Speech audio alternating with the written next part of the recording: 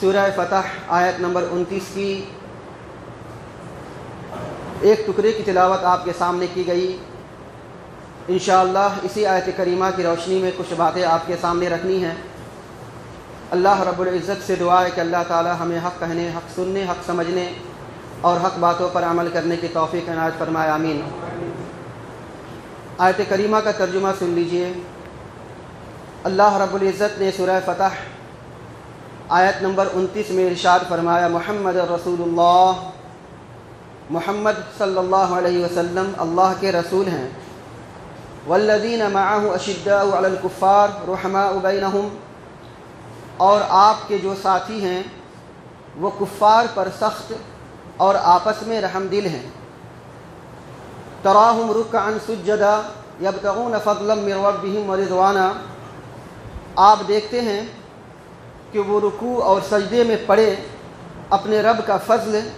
اور رضامندی تلاش کر رہے ہیں۔ سیماہم فی وجوہہم من اثر السجود، ان کا نشان یہ ہے کہ ان کے چہروں پر سجدے کا اثر ہے۔ اس آیت کریمہ میں اللہ رب العزت نے ان نفوس قدسیہ کے بارے میں بتلایا ہے جن کو ہم اور آپ صحابہ کرام رضی اللہ عنہم اجمعین کہتے ہیں۔ دراصل جب کبھی محرم الحرام کا مہینہ آتا ہے تو اہل بدعات کا ارتکاب کرتے ہیں اور اس کے بدلے میں چند ٹکے کماتے ہیں۔ اس کے علاوہ اہل خرافات مچاتے ہیں اور اپنے دل کو تسلی دیتے ہیں، اور اس کے علاوہ بہت سارے خرافات اور ایسے کام کیے جاتے ہیں کہ جن کا اسلام سے دور تک کا بھی کوئی واسطہ نہیں ہے۔ لیکن اس کے ساتھ ساتھ کچھ ایسے اپنے آپ کو مسلمان کہنے والے جن کی جو خبیث طبیعت کے مالک ہیں، ناپاک طبیعت کے مالک ہیں، ان کی پوری کوشش ہوتی ہے کہ صحابہ کرام رضی اللہ عنہم اجمعین کو ڈائریکٹ اور انڈائریکٹ بدنام کیا جائے، ان کی شخصیت اور ان کے کردار کو داغدار بنایا جائے، سادہ لو عوام اور مسلمانوں کے درمیان میں ان کے بارے میں شکوک اور شبہات پیدا کیے جائیں۔ خاص کر کے واقعات کربلا اور حسین رضی اللہ عنہم اجمعین، حسین رضی اللہ عنہ اور ان کے رفقا اور ان کے ساتھی کے تعلق سے، اور جن پرستھتیوں جن حالات میں حسین رضی اللہ تعالیٰ عنہ شہید ہوئے، کس نے ان کو شہید کیا، کون اس کے ذمہ دار ہیں، یہ ساری کی ساری باتیں وہ لوگ اس موقع پر پیش کرتے ہیں، اور دراصل ان کا مقصد یہ ہوتا ہے کہ کسی نہ کسی صورت سے صحابہ کرام رضی اللہ عنہم اجمعین کو بدنام کیا جائے۔ خاص کر کے سیدنا معاویہ رضی اللہ عنہ کو، کہ سیدنا معاویہ رضی اللہ عنہ کے بیٹے یزید تھے اور ان کی خلافت میں حسین رضی اللہ عنہ کو شہید کیا گیا۔ اب یزید کو کس نے خلیفہ نامزد کیا؟ معاویہ رضی اللہ عنہ نے۔ تو گویا کہ نعوذ باللہ من ذالک سیدنا معاویہ رضی اللہ تعالیٰ عنہ قصوروار ہیں۔ تو یہ ساری باتیں ڈائریکٹ اور انڈائریکٹ صحابہ کرام رضی اللہ عنہم اجمعین پر تہمت لگاتے ہیں اور ان کے کردار کو بدنام کرنے کی ناپاک کوشش کرتے ہیں۔ لیکن الحمدللہ ثم الحمدللہ، ہم جیسے کم ایمان والے ہی صحیح، لیکن پوری کوشش ہوتی ہے کہ ہم ایک ایمان والے ہونے کی حیثیت سے، ایک مسلمان ہونے کی حیثیت سے، جہاں محرم الحرام کے مہینے میں ہم بدعات اور خرافات کی مکمل طور سے بائیکاٹ کریں اور ان کے خلاف کھڑے ہوں، تو ٹھیک اسی طریقے سے ہمیں ایک مسلمان ہونے کی حیثیت سے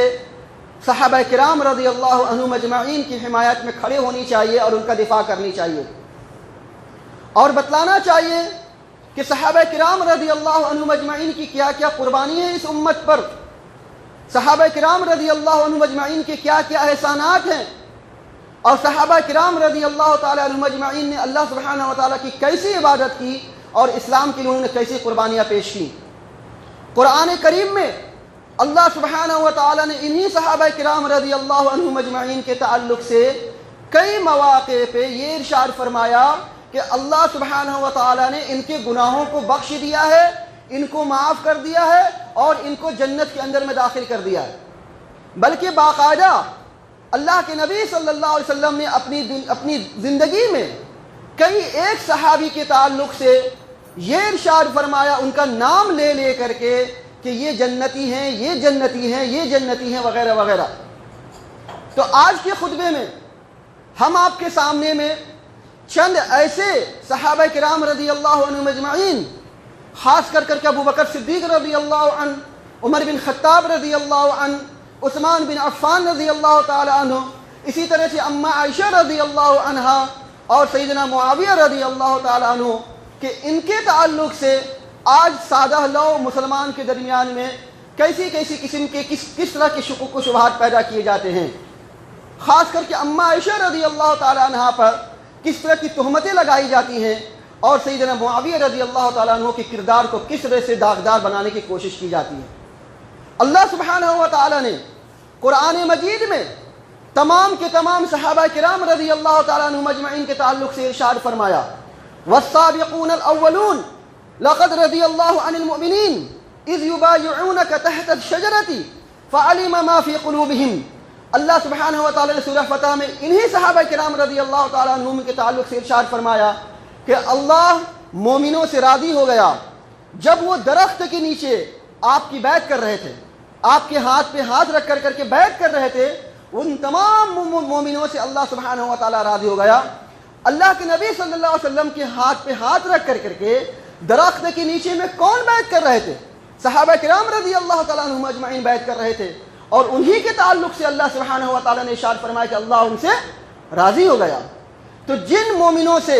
جن صحابہ کرام رضی اللہ تعالیٰ عنہم اجمعین سے اللہ سبحانہ و تعالیٰ راضی ہو گیا اور ان کے سلسلے میں فرمایا کہ ان کو اللہ نے جنت کے اندر میں داخل کر دیا ہے، تو ہم ان کے تعلق سے ایسی باتیں نعوذ باللہ من ذالک کیوں پیش کرتے ہیں؟ اس کے علاوہ ایک اور جگہ سورہ توبہ کے اندر میں اللہ سبحانہ و تعالیٰ نے انہی مہاجرین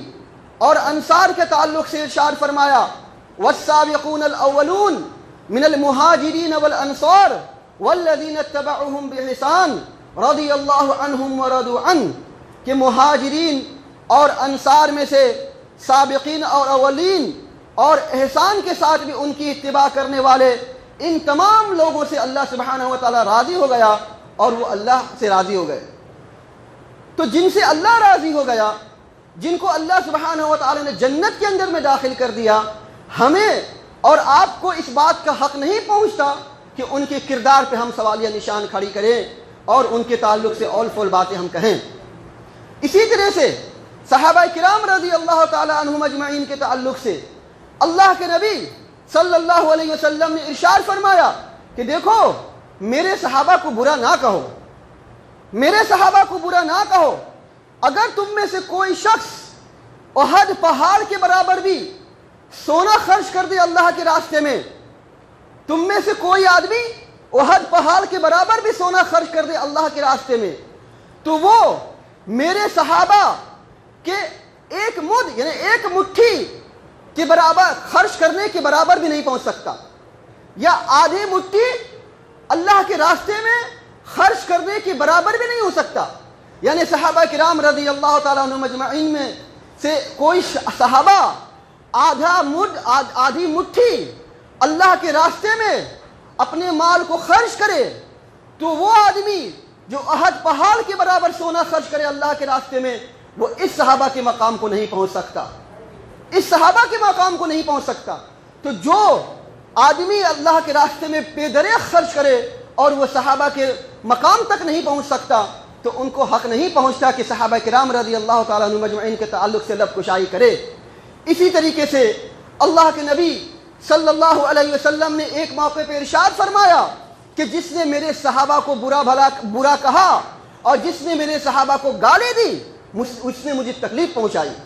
اور جس نے مجھ کو تکلیف پہنچائی کل قیامت کے دن اللہ سبحانہ و تعالیٰ اس کو چھوڑے گا نہیں۔ تو جو لوگ صحابہ کرام رضی اللہ تعالیٰ عنہم اجمعین کو برا کہتے ہیں اور ان کو تکلیف پہنچاتے ہیں، اللہ کے واسطے ان کو ڈرنا چاہیے اللہ کے عذاب سے اور اللہ کی پکڑ سے۔ ہمیں بتلانا ہے ان سادہ لو عوام کو، سادہ لو مسلمان کو، جو صحابہ کرام رضی اللہ تعالیٰ عنہم اجمعین کے تعلق سے کیسے کیسے سوالات کھڑے کرتے ہیں۔ آج کے اس دور میں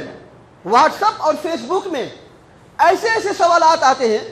ڈائریکٹ تو صحابہ کرام رضی اللہ عنہم اجمعین کے تعلق سے کچھ نہیں کہا جاتا، لیکن ایک سوالیہ نشان چھوڑا جاتا ہے، اور اس سوالیہ نشان کے تعلق سے آپ جب جواب ڈھونڈنے جائیں گے تو آپ کو پتہ چلے گا کہ صحابہ کرام رضی اللہ تعالیٰ عنہم اجمعین میں سے کوئی نہ کوئی داغدار ہے، نعوذ باللہ من ذالک۔ مثال کے طور پر ابوبکر صدیق رضی اللہ تعالیٰ عنہ، حضرت عمر بن خطاب رضی اللہ عنہ، حضرت عثمان رضی اللہ عنہ، خاص کر کے سیدنا معاویہ رضی اللہ تعالیٰ عنہ، ان کے تعلق سے ایسے سوالیہ نشانات کھڑی کیے جاتے ہیں کہ اگر ان کا کوئی جواب ڈھونڈے تو پتہ چلے گا کہ ان کو داغدار کرنے کی ناپاک کوشش کی جا رہی ہے۔ ایک موقع پہ اللہ کے نبی صلی اللہ علیہ وسلم نے ایسے لوگوں کے منہ پہ تماچا مارا کہ جو لوگ علی رضی اللہ تعالی عنہ کی محبت کا دم بھرنے والے ہیں اور علی علی کہتے ہیں، ان کے تعلق سے اللہ کے رسول صلی اللہ علیہ وسلم نے ارشاد فرمایا کہ جب علی رضی اللہ تعالی عنہ کے بیٹے محمد بن حنفیہ رحمہ اللہ نے علی رضی اللہ تعالیٰ عنہ سے پوچھا کہ رسول اللہ صلی اللہ علیہ وسلم کے بعد لوگوں میں سب سے بہتر کون ہے؟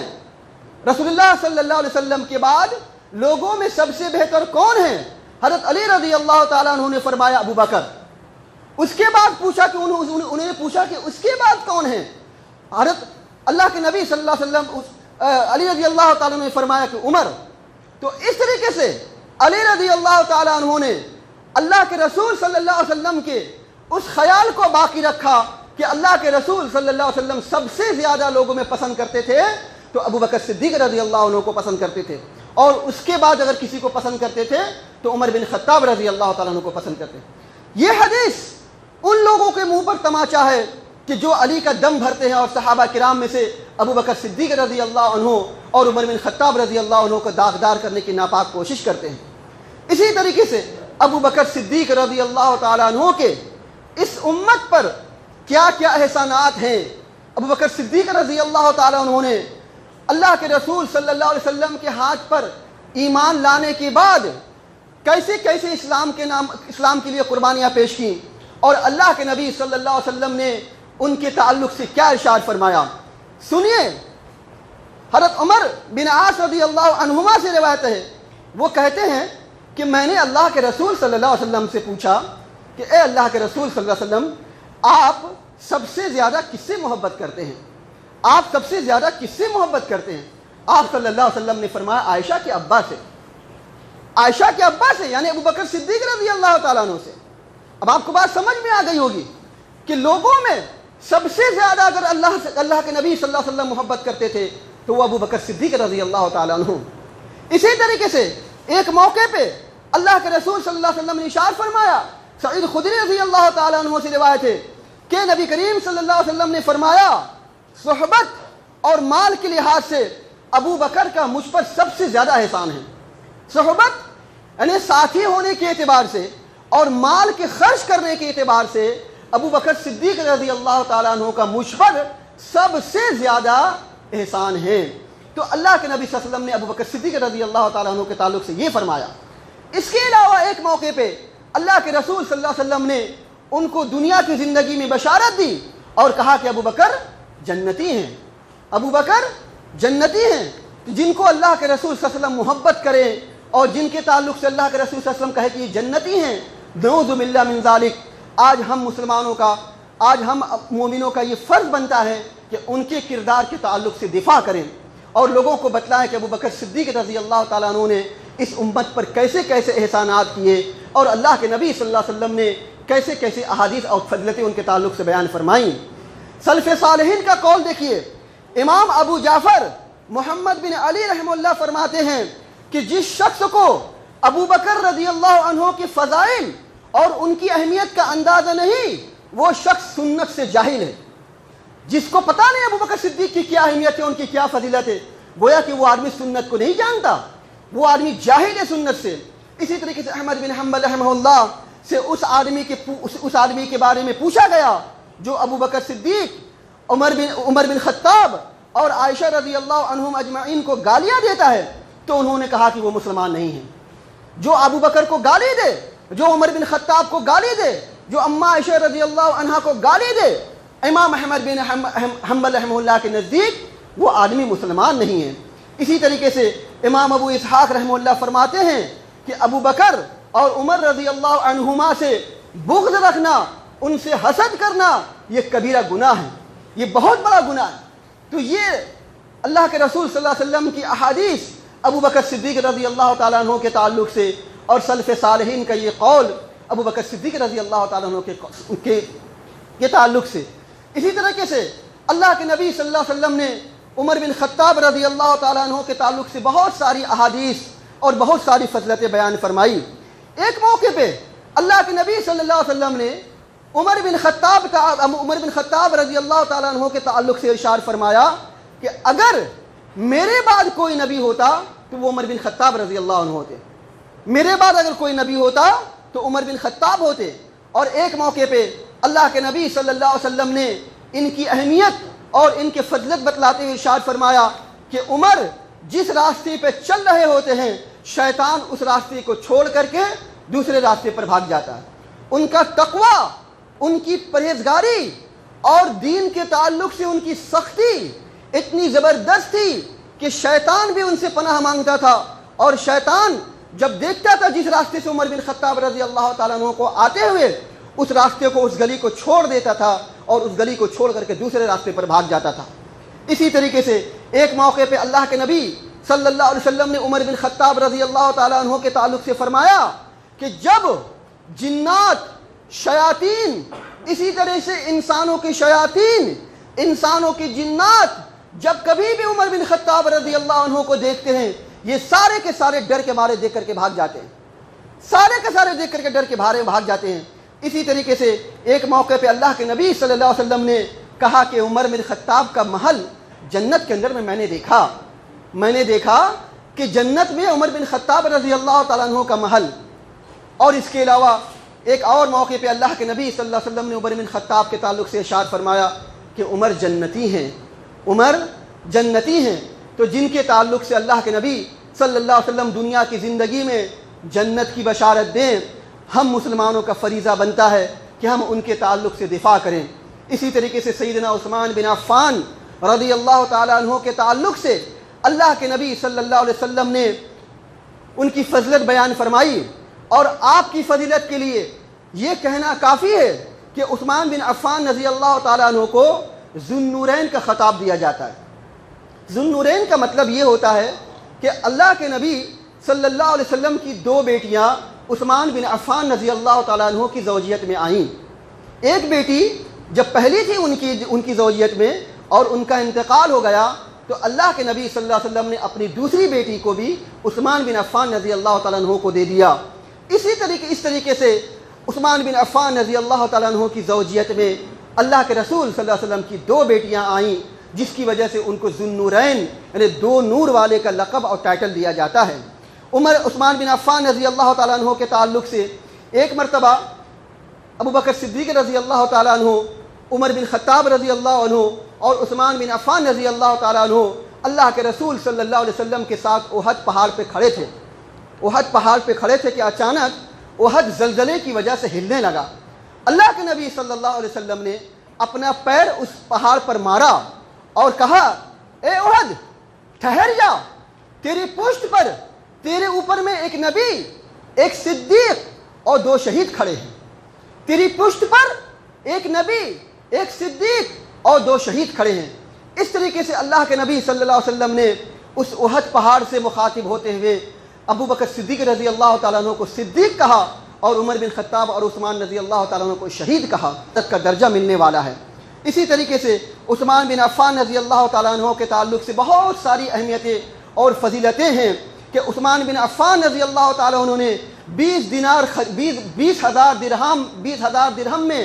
کنواں بیر روما کو خرید کر کے مسلمانوں کے لیے وقف کر دیا تھا کہ جب مسلمانوں کو پینے کا پانی نہیں ملتا تھا تو اب عثمان بن عفان رضی اللہ تعالیٰ نے اتنی بڑی قربانیاں پیش کی کہ کنویں کو خرید کر کے مسلمانوں کے لیے وقف کر دیا تھا۔ اور اسی طریقے سے کئی مواقع پہ اللہ کے نبی صلی اللہ علیہ وسلم نے عثمان بن عفان رضی اللہ تعالیٰ عنہ کو کہا کہ یہ جنتی ہیں۔ اسی طریقے سے اماں عائشہ رضی اللہ تعالیٰ عنہ کے تعلق سے کیسی کیسی باتیں مسلمانوں میں آج پھیلائی جا رہی ہیں۔ ایک مسلمان کا حق بنتا ہے، فرض بنتا ہے کہ اماں عائشہ رضی اللہ تعالیٰ عنہ کا دفاع کرے، ان کے بارے میں بتلائے لوگوں کو کہ اماں عائشہ رضی اللہ تعالیٰ عنہ کی کیا حقیقت ہے، کیا فضیلت ہے۔ آپ سمجھ لیجئے ان کی فضیلت کے تعلق سے کہ جبرائیل علیہ الصلوۃ والتسلیم ان کا رشتہ لے کر کے اللہ کے رسول صلی اللہ علیہ وسلم کے پاس میں آئے تھے، ان کا رشتہ لے کر کے اللہ کے رسول صلی اللہ علیہ وسلم کے پاس میں آئے تھے۔ چنانچہ اماں عائشہ رضی اللہ تعالیٰ عنہ خود ہی فرماتی ہیں کہ رسول اللہ صلی اللہ علیہ وسلم کے پاس جبرائیل مجھے میری تصویر کو ریشم کے لباس میں لائے تھے اور فرمایا تھا کہ اے اللہ کے رسول صلی اللہ علیہ وسلم، یہ دنیا اور آخرت میں آپ کی زوجہ ہیں، یہ دنیا اور آخرت میں آپ کی بیوی ہیں۔ جو جس عورت کا رشتہ جبرائیل علیہ السلام آسمان سے لائے ہوں اور لا کر کے اللہ کے رسول صلی اللہ علیہ وسلم سے کہے ہوں کہ اے اللہ کے نبی صلی اللہ علیہ وسلم، یہ آپ کی بیوی ہے دنیا میں بھی اور آخرت میں بھی۔ اسی طریقے سے ایک موقع پہ اللہ کے نبی صلی اللہ علیہ وسلم نے اماں عائشہ رضی اللہ تعالیٰ عنہ کو مخاطب کر کے کہا، عائشہ تو دنیا اور آخرت میں میری بیوی ہے، تو دنیا اور آخرت میں میری بیوی ہے۔ عمار بن یاسر رضی اللہ عنہ ایک مرتبہ خطبہ دے رہے تھے سب کے سامنے میں، اور خطبہ دینے کے دوران علل اعلان سب کے سامنے میں کہا کہ وہ اماں عائشہ رضی اللہ عنہ آپ کی دنیا اور آخرت میں بیوی ہیں۔ اسی طریقے سے نبی کریم صلی اللہ علیہ وسلم نے اپنی بیٹی فاطمہ رضی اللہ عنہا سے کہا، اے میری بیٹی، کیا تم اس سے محبت نہیں کرتی جس سے میں محبت کرتا ہوں؟ انہوں نے فرمایا کہ بالکل، جس سے آپ محبت کرتے ہیں میں بھی اس سے محبت کرتی ہوں۔ اللہ کے رسول صلی اللہ علیہ وسلم نے فرمایا کہ میں عائشہ سے محبت کرتا ہوں، تم کو چاہیے کہ تم عائشہ سے محبت کرو۔ تو جو اہل بیت سے محبت کا دم بھرنے والے لوگ ہیں ان کو پتہ چلنا چاہیے کہ اہل بیت میں سے فاطمہ رضی اللہ عنہا جن کے محبت سے یہ لوگ دم بھرتے ہیں اور کئی طرح کی باتیں کہتے ہیں، ان کو پتہ ہونا چاہیے کہ اللہ کے نبی صلی اللہ علیہ وسلم نے فاطمہ رضی اللہ تعالی عنہا سے کہا کہ تم عائشہ سے محبت کرو، عائشہ سے محبت کرو۔ تو جو لوگ آج فاطمہ رضی اللہ عنہا سے محبت کرتے ہیں اور ان کو اہل بیت میں سے گردانتے ہیں اور ان کو اہل بیت میں شمار کر کے ان سے محبت کرتے ہیں، تو ان کو چاہیے کہ فاطمہ رضی اللہ تعالی عنہا اماں عائشہ رضی اللہ عنہا سے محبت کرتی تھیں، تو ان کو چاہیے کہ وہ بھی عائشہ رضی اللہ عنہا سے محبت کریں۔ اگر وہ عائشہ رضی اللہ عنہا سے محبت نہیں کرتے تو گویا کہ وہ فاطمہ رضی اللہ عنہا سے محبت نہیں کرتے۔ اور جو لوگ اپنے آپ کو دم بھرتے ہیں اہل بیت سے محبت کرنے کا، ان کا دعویٰ بالکل جھوٹا اور باطل ہے۔ اگر ان کا دعویٰ صحیح ہوتا تو وہ بھی اماں عائشہ رضی اللہ تعالی عنہا سے محبت کرتے۔ ایک موقع پہ جبرائیل علیہ الصلوۃ والتسلیم نے اللہ کے رسول صلی اللہ علیہ وسلم سے کہا کہ اے اللہ کے رسول صلی اللہ علیہ وسلم، عائشہ کو سلام کہہ دیجئے، عائشہ کو سلام کہہ دیجئے کہ جس عورت کو، جس اللہ کے رسول صلی اللہ علیہ وسلم کی بیوی کو جبرائیل السلام نے سلام کیا ہو، اس کی اہمیت اور ان کی فضیلت کا کیا اندازہ۔ یہی اماں عائشہ رضی اللہ تعالی عنہ کہ اللہ کے رسول صلی اللہ علیہ وسلم اپنے آخری دنوں میں ان کے گھر پر موجود تھے، اور یہی اماں عائشہ رضی اللہ تعالی عنہ ہے کہ جن کے بستر پر وحی نازل ہوتی تھی، اور یہی اماں عائشہ رضی اللہ تعالی عنہ ہے کہ جن کے سینے اور گود میں اللہ کے نبی صلی اللہ علیہ وسلم نے دم توڑا تھا۔ اس سے بڑی حقیقت اور اس سے بڑی اہمیت اب کیا ہو سکتا ہے۔ ایک موقع پہ اللہ کے نبی صلی اللہ علیہ وسلم نے ارشاد فرمایا، مجھے عائشہ کے بارے میں تکلیف نہ دو، مجھے عائشہ کے بارے میں تکلیف نہ دو، بے شک اللہ کی قسم مجھ پر تم میں سے صرف عائشہ کے بستر پر ہی وحی نازل ہوئی ہے، تم میں سے صرف عائشہ کے بستر پر ہی وحی نازل ہوئی ہے۔ تو جس عورت کے بستر پر وحی نازل ہو، اس اماں کے تعلق سے کیا اہمیت اور کیا حقیقت ہو سکتی ہے۔ اس لیے آج مسلمانوں کو چاہیے کہ اماں عائشہ رضی اللہ تعالیٰ عنہا کا دفاع کریں، خاص طور سے آج کے موقع پہ۔ اب آئیے معاویہ رضی اللہ تعالیٰ عنہ کے تعلق سے کہ معاویہ رضی اللہ تعالیٰ عنہ کے بیٹے یزید تھے، اور ان کے تعلق سے جیسی باتیں کہی جاتی ہیں، اور انہیں سے انڈائریکٹ معاویہ رضی اللہ تعالیٰ عنہ کو بدنام کیا جاتا ہے۔ اللہ کے نبی صلی اللہ علیہ وسلم نے اپنی زندگی میں معاویہ رضی اللہ عنہ کو کیا حقیقت اور ان کی کیا فضیلت بیان کی۔ چنانچہ صحیح بخاری کا واقعہ ہے، اللہ کے حدیث ہے، اللہ کے نبی صلی اللہ علیہ وسلم نے ارشاد فرمایا کہ میری امت کا پہلا لشکر جو سمندر میں جہاد کرے گا ان کے لیے جنت واجب ہے۔ پہلے معاویہ رضی اللہ تعالیٰ عنہ کے پہلے سمندری راستے سے لڑائی نہیں ہوتی تھی، سمندری راستے سے جہاد نہیں ہوتا تھا۔ یہ معاویہ رضی اللہ تعالیٰ عنہ کا وہ دور تھا کہ پہلی مرتبہ صحابہ کرام رضی اللہ عنہ اجمعین اور مجاہدین نے سمندر کے راستے سے جہاد کیا۔ اللہ کے رسول صلی اللہ علیہ وسلم نے انہی کے تعلق سے ارشاد فرمایا کہ میری امت کا پہلا لشکر جو سمندر میں جہاد کرے گا ان کے لیے جنت واجب ہے۔ اور یہ معاویہ رضی اللہ تعالیٰ عنہ کے خلافت کے زمانے میں ہوا تھا، اور اس میں معاویہ رضی اللہ عنہ شامل تھے، معاویہ رضی اللہ عنہ شامل تھے۔ اب آپ سمجھ رہے ہیں کہ معاویہ رضی اللہ تعالیٰ عنہ کو اللہ کے رسول صلی اللہ علیہ وسلم نے کیا فرمایا کہ ان کے لیے جنت واجب ہے۔ کیوں؟ کیونکہ وہ سمندری جہاد کے راستے جہاد میں شامل ہوئے تھے، سمندری جہاد میں شامل ہوئے تھے۔ اسی طریقے سے ایک مرتبہ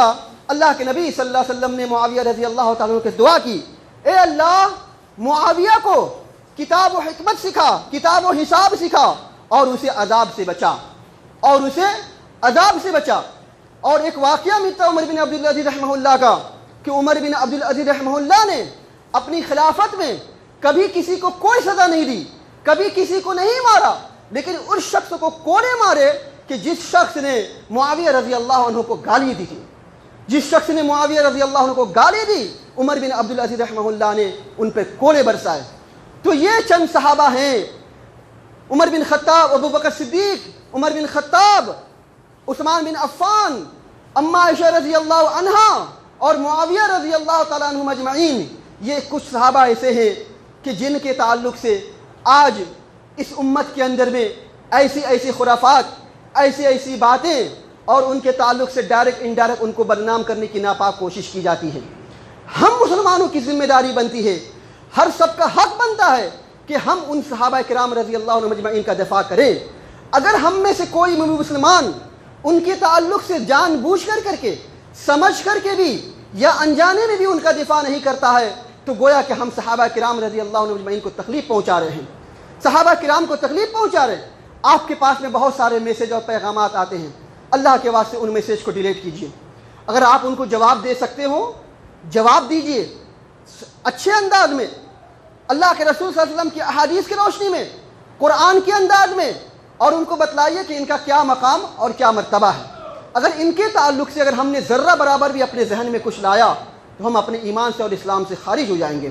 تو اللہ کے واسطے آج کے دور یہ ہے کہ آج ان صحابہ کرام رضی اللہ عنہ مجمعین کا دفاع کیجیے۔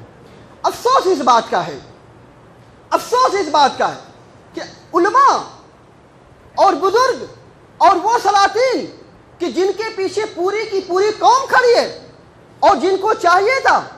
کہ آج مسلمانوں کی اصلاح کرتے، اور ان کو چاہیے تھا کہ مسلمانوں کو صحیح حقیقت سے آگاہ کرتے، اور ان کو چاہیے تھا کہ صحابہ کرام رضی اللہ عنہم اجمعین کا دفاع کرتے، لیکن نہیں، انہوں نے مجلس قائم کی ذکر شہادت کی، انہوں نے مجلس قائم کی کربلا کے واقعات کی، انہوں نے مجلس قائم کی نظر و نیاز کی۔ کیجئے، ذکر شہادت لائیے، نظر و نیاز کی مجلس قائم کیجئے، لیکن ان مجلسوں میں صحابہ کرام رضی اللہ عنہم اجمعین کا دفاع ہونی چاہیے۔ ان مجلسوں میں اللہ کے رسول صلی اللہ علیہ وسلم نے جو باتیں بتلائیں، ان ساری باتوں کو، ان ساری احادیث کو عوام الناس کے درمیان میں لانے کی ضرورت ہے، اور ان کو اس بات کو بتلانے کی ضرورت ہے کہ آج ہمیں صحابہ کرام رضی اللہ عنہم اجمعین کا دفاع کرنا ہے۔ آپ شیعوں کا موقف لے لیجئے کہ شیعوں کا کیا کیا موقف ہے صحابہ کرام رضی اللہ تعالیٰ عنہم اجمعین کے تعلق سے، خاص کر کے ابو بکر صدیق، عمر بن خطاب اور اسی طرح سے اما عائشہ رضی اللہ تعالیٰ عنہ کے تعلق سے۔ آج ہمارے یہ نوجوان انہی احادیث کا، صحیح بخاری، صحیح مسلم اور صحیح احادیث کا سہارا لے کر کے کیسے کیسے مسلمانوں کو ورغلانے کی کوشش کی جا رہی ہے۔ امام بخاری رحمۃ اللہ نے حدیث بیان کی، امام مسلم رحمہ اللہ نے حدیث بیان کی، اور دیگر بزرگان دین نے حدیثیں بیان کی، لیکن ان کا پرسنل اور ان کا ذاتی موقف ان کے تعلق سے کیا تھا کبھی انہوں نے جھانک کر کے نہیں دیکھا، کبھی انہوں نے ان کے تعلق سے کوئی باتیں نہیں کی۔ جو باتیں جو حدیثیں ان کے سامنے میں آئیں، منوان اللہ کے رسول صلی اللہ علیہ وسلم کی امتوں کے حوالے کر دیا۔ اللہ کے رسول صلی اللہ علیہ وسلم کی امتوں کے حوالے کر دیا، لیکن ان کے تعلق سے کبھی کوئی لب کشائی نہیں کی، ان کے تعلق سے کبھی کوئی باتیں نہیں بنائی، یہ ان کا معاملہ تھا۔ اسی وجہ سے سلف صالحین رحمہ اللہ ان کے تعلق سے اپنے لب کو سی لیتے تھے اور خاموش رہا کرتے تھے کہ ان کا معاملہ اللہ کے حوالے ہے، کہ انہوں نے کیا کیا اور ان کے ساتھ میں کیا واقعات پیش آئے اللہ بہتر جانتا ہے۔ اور خاص کر کے صحابہ کرام رضی اللہ عنہ اجمعین کے تعلق سے کہ اللہ نے ان کے گناہ کو معاف کر دیا، اللہ تعالیٰ نے ان کے گناہ کو معاف کر دیا۔ لہذا ہم اپنے علماء سے خاص طور سے گزارش کرتے ہیں، اللہ کے واسطے دفاع کیجیے۔ آپ کے پیچھے پوری امت کھڑی ہے، پوری قوم کھڑی ہے۔ آج ہمارے بچے، ہمارے نوجوان ڈھول تاشے بٹ رہے ہیں محلے کے اندر میں، یہ اسلام ہے؟ اللہ کے رسول صلی اللہ علیہ وسلم اسی دین کو چھوڑ کے گئے تھے؟ ہماری مائیں سڑکوں پہ نکل رہی ہیں کربلا کے واقعات کے نام پہ، نذر و نیاز کے نام پہ۔ ہماری بہنیں اپنے چہرے پہ دوپٹہ نہیں، چہرے پہ نقاب نہیں ہے، سر پہ دوپٹہ نہیں، بس کیسے اس وقت میں نکل جا رہی ہیں۔ کیا اللہ کے نبی صلی اللہ علیہ وسلم یہی دین سکھلا کر کے گئے تھے؟ کیا آپ کربلا کے واقعات کو بیان کر رہے ہیں نا، ذکر شہادت کو بیان کر رہے ہیں نا؟ تو کیا یہ چیز، ان کی آڑ میں یہ ساری چیزیں ہونی چاہیے؟ ماتم کرنی چاہیے، سینہ کوبی کرنی چاہیے، رخسان اور غریبان کو پھاڑنی چاہیے؟ یہ اللہ کے نبی صلی اللہ علیہ وسلم کا دین تھا؟ ہمارے بچے آج کیسے تسکین، اپنے آپ کو دل کو تسلی دے رہے ہیں، غریبان اپنے آپ تسلی دے رہے ہیں، ڈھول پیٹ کر محلوں میں ڈھول پیٹا جا رہا۔ امام حسین رضی اللہ تعالیٰ عنہ کربلا میں شہید ہوئے اور ان کے رفقا میدان کربلا میں ان کی شہادت ہوئی، اور ہمارے بچے آج ڈھول پیٹ رہے ہیں۔ اسی محرم الحرام کے مہینے میں صحابہ کرام نے ہجرت کیا، ہمارے بچے ڈھول پیٹ رہے ہیں۔ اسی محرم الحرام کے مہینے میں عمر بن خطاب رضی اللہ تعالیٰ نے اسلامی کیلنڈر کی شروعات کی، اور ہمارے بچے اسلامی تاریخ سے نابلد اور اسلامی تاریخ سے ناواقف آج کیسے خرافات مچا رہے ہیں۔ تو اللہ کے واسطے ہمیں ان کو بتلانے کی ضرورت ہے آج کی تاریخ کو، اور بتلانا چاہیے کہ محرم الحرام ان کی کیا فضیلت ہے، کیا اہمیت ہے، اور اس محرم الحرام کے مہینے میں کیا کیا کام کرنے چاہیے۔ خاص کر کے ہم میں کا ہر شخص ذمہ دار ہے، ہر آدمی ذمہ دار ہے۔ اپنے پڑوسی کو سمجھائے، اپنے دوست احباب کو سمجھائے، اپنے رشتہ دار کو سمجھائے، اپنے لوگوں کو بتلائے کہ صحابہ کرام رضی اللہ عنہ اجمعین کی کیا اہمیت ہے، ان کی کیا فضیلت ہے۔ اگر آپ صحابہ کرام کا دفاع نہیں کرتے، اگر آپ صحابہ کرام رضی اللہ عنہ اجمعین کے تعلق سے ان کا دفاع نہیں کرتے، تو کل قیامت کے دن اللہ کے سامنے میں آپ پکڑے جائیں گے، آپ پکڑے جائیں گے۔ اللہ خیر کرے۔ آج ہمارے نوجوان بچے کو ان کے تعلق سے کیا کیا باتیں سکھلائی جا رہی ہیں، کیا کیا پٹیاں پڑھائی جا رہی ہیں۔ تو آپ کی ذمہ داری بنتی ہے کہ آپ ان کا دفاع کیجئے، آپ ان کا دفاع کیجئے۔ اگر آپ جان بوجھ کر کے دفاع نہیں کرتے تو کل قیامت کے دن اس کے ذمہ دار آپ ہوں گے۔ اگر آپ نے ان کا دفاع نہیں کیا تو گویا کہ آپ نے صحابہ کو تکلیف پہنچائی، اور جس صحابہ کو لوگوں نے تکلیف پہنچائی اس نے گویا کہ اللہ کے رسول صلی اللہ علیہ وسلم کو تکلیف پہنچائی۔ تو ضرورت اس بات کی ہے آج ہم صحابہ کرام رضی اللہ عنہ اجمعین کے تعلق سے دفاع کریں، اور ان سادہ لو مسلمان کے تعلق سے دعا کریں کہ جو گمراہ ہو رہے ہیں اللہ ان کی ہدایت دے، اللہ ان کو نیک سمجھ کی توفیق دے، اللہ سبحانہ و تعالیٰ ان کو صراط مستقیم پر چلنے کی توفیق عطا فرمائے۔ الہ العالمین ان کو کتاب و سنت اور اسی طریقے سے سلف صالحین کے اقوال کو سمجھنے کی توفیق عطا فرمائے۔ الہ العالمین ان کو دین کی سمجھ عطا فرما۔ الہ العالمین ان کو صراط مستقیم پر چلنے کی توفیق عطا فرما۔ الہ العالمین ہم تمام مسلمانوں کو صحابہ کا دفاع کرنے کی توفیق عطا فرما۔ الہ العالمین ہم تمام مسلمانوں کو صحابہ کرام رضی اللہ عنہ اجمعین سے محبت کرنے کی توفیق عطا فرما۔ الہ العالمین ہم تمام مسلمانوں کو صحابہ کرام رضی اللہ عنہ اجمعین کے نقش قدم پر چلنے کی توفیق عطا فرما۔ الہ العالمین